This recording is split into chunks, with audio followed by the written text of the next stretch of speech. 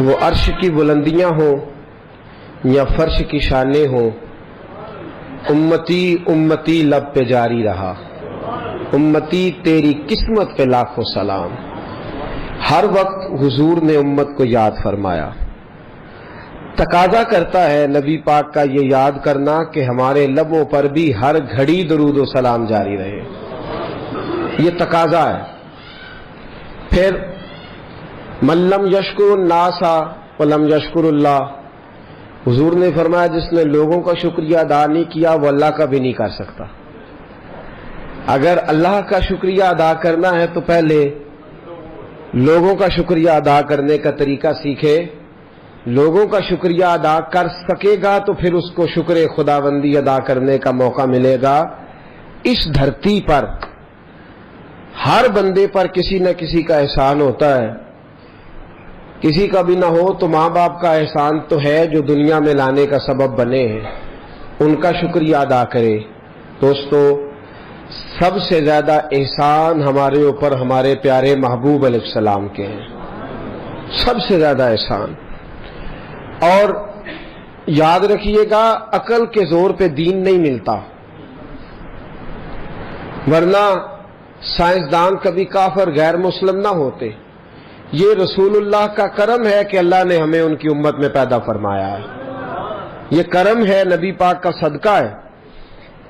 تو حضور کے احسانات تقاضا کرتے ہیں کہ نبی پاک صلی اللہ علیہ وسلم پر زیادہ سے زیادہ درود و سلام پڑھا جائے۔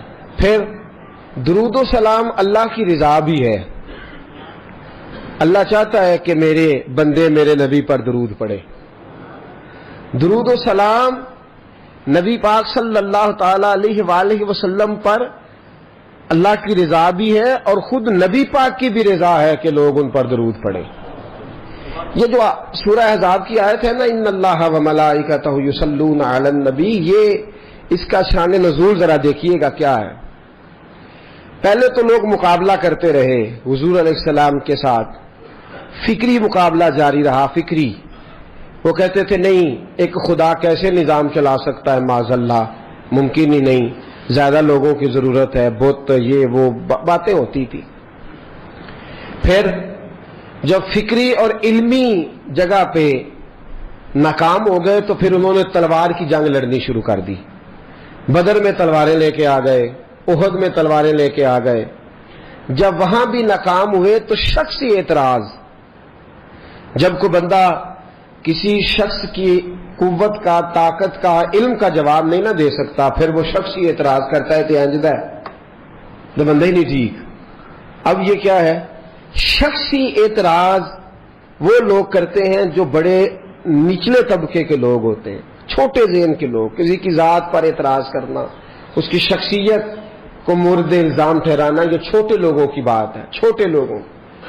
جب کسی شخص کو آپ چھوٹی بات کرتے دیکھیں نا تو سمجھے خود ہی بڑا چھوٹا ہے، جو بڑی بات کرنے والا ہوتا ہے وہ بندہ بڑا ہوتا ہے۔ کفار مکہ نے کیا کیا؟ شخصی اعتراض شروع کر دیے، نبی پاک پہ معاذ اللہ استغفر اللہ الزام لگانے شروع کر دیے۔ اب میں ان الزامات کی طرف نہیں جاتا، وہ درد کا ایک معاملہ ہے، وہاں اگر بات چھڑی جائے تو بڑی تکلیف دہ مسئلہ ہے۔ ایک بات صرف کرتا ہوں، ایک سب سے بڑا الزام یہ لگاتے تھے کہ حضور کی تو اولاد ہی کوئی نہیں، معاذ اللہ استغفر اللہ۔ پھر ایک بہت بڑا الزام یہ لگاتے تھے کہ انہوں نے 11 نکاح کیے ہیں، صرف 2 بیویوں سے اولاد ہوئی ہے، باقی جگہ پہ تو معاملہ ہی کوئی نہیں۔ پھر جب نبی پاک صلی اللہ علیہ وسلم نے کچھ مال غنیمت 5واں حصہ حضور کا تھا، تو وہ مال غنیمت کا 5واں حصہ حضور اپنے پاس رکھنے لگے، اس میں سے حضور نوازتے تھے غریبوں کو، مسکینوں کو، کہنے لگے دیکھیں اب پیسے آنے لگے ہیں تو انہوں نے بھی سمیٹنے شروع کر لیے۔ تو معاذ اللہ یہ الزامات، اب شخصی اعتراضات، ذات پر جب تنقید ہونے لگی تو حضور پریشان ہوئے۔ عام عزت دار آدمی کے بارے میں بھی کوئی شخص بات کرے تو اسے تکلیف ہوتی ہے۔ کائنات میں سب سے زیادہ عزتیں اللہ نے میرے نبی کو عطا فرمائی ہیں، کل کائنات کی عزتوں کے وارث رسول پاک ہے۔ ایک کونے میں مسجد نبی کے کونے میں روایت کے راوی حضرت ابو ہریرہ ہے، کہتے ہیں دونوں گھٹنوں کے اوپر یوں بازو لگا کے ان کے اندر سر رکھ کے حضور تشریف فرما ہے، مقدس آنکھوں میں آنسو کونے میں، اور نبی پاک نے جب چہرہ اٹھایا تو داڑھی مبارک سے آنسوؤں کے قطرے گرنے لگے۔ حضور کیا ہوا؟ کہا ابو ہریرہ دیکھ تو صحیح، کل یہ مجھے صادق اور امین کہتے تھے، کل یہ میرے نام کی مالا جپتے تھے، آج یہ مجھ پہ الزام لگانے لگے ہیں، ابھی جملے پورے ادا نہیں ہوئے۔ حضرت جبریل آئے، کہنے لگے سونیا رب فرماتا ہے یہ بکواس کرتے ہیں انہیں کرنے دے، ان اللہ وملائکتہ یصلون علی النبی، ان کو کرنے دے جو کرتے ہیں، تیرا رب بھی تیرے اوپر درود بھیجتا ہے، اور اس نے سب فرشتوں کی ڈیوٹی لگائی ہے کہ میرے نبی پہ درود ہی بھیجتے رہو۔ کرنے دے جو بکواس کرتا ہے اسے، تیرا رب جو ہے تیرے اوپر درود بھیجنے کو، تیرا رب درود بھیج یار۔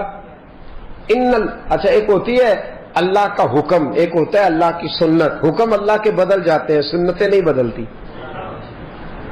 پہلے کہا جہاد نہیں کرنا، لڑائی نہیں کرنی کسی سے، لکم دینکم ولی دین، تمہارا اپنا دین ہمارا اپنا دین۔ پھر جب طاقت آ گئی تو کہا حرِّض المؤمنین علی القتال، اے محبوب ان سے کہو کہ لڑے کافروں سے۔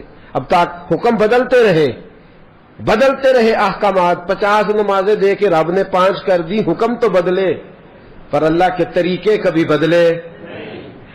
درود پڑھنا خدا کا حکم بھی ہے اور اللہ کا طریقہ بھی ہے۔ حکم بدل جاتا ہے پر طریقہ بدلتا۔ وَلَن تَجِدَ لِسُنَّتِ اللَّهِ تَبْدِيلًا، اللہ فرماتے ہیں میں اپنے طریقے بدلا نہیں کرتا، میں جب سے ہوں درود پڑھ رہا ہوں، اور تم سوچ نہیں سکتے کہ رب کب سے۔ ایک جملہ اکثر لوگ کہتے ہیں تو لوگ پریشان ہو جاتے ہیں، یہ کیا کہہ دیا؟ ذکر خدا ختم ہو جائے گا پر ذکر مصطفیٰ ختم، اس لیے کہ ذکر خدا مخلوق کرتی ہے۔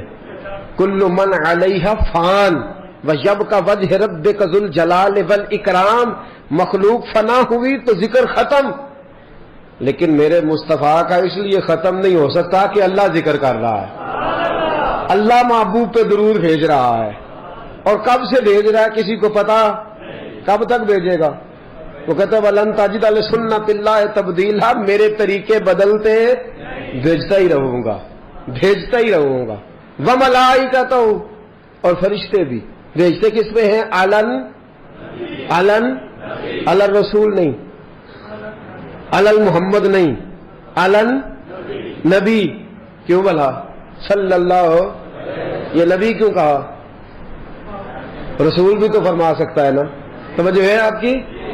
میں قرآن کی صرف تفسیر عرض کر رہا ہوں، ابھی رسول بھی کہہ سکتا تھا لیکن رسول نے کہا۔ لفظ محمد کا معنی یہ ہے جس کی ہر وقت تعریف کی جائے، لیکن یہاں لفظ محمد بھی استعمال ہے، نبی کہا۔ کیوں کہا سنیے، اس لیے کہ رسالت کا اعلان تو کیا 40 سال کے بعد، لیکن نبوت کے بارے میں حضرت جابر ابن عبداللہ نے پوچھا حضور آپ کب نبی تھے؟ فرمایا کنت نبیم آدم بین الماء والطین، ترمذی کی حدیث ہے۔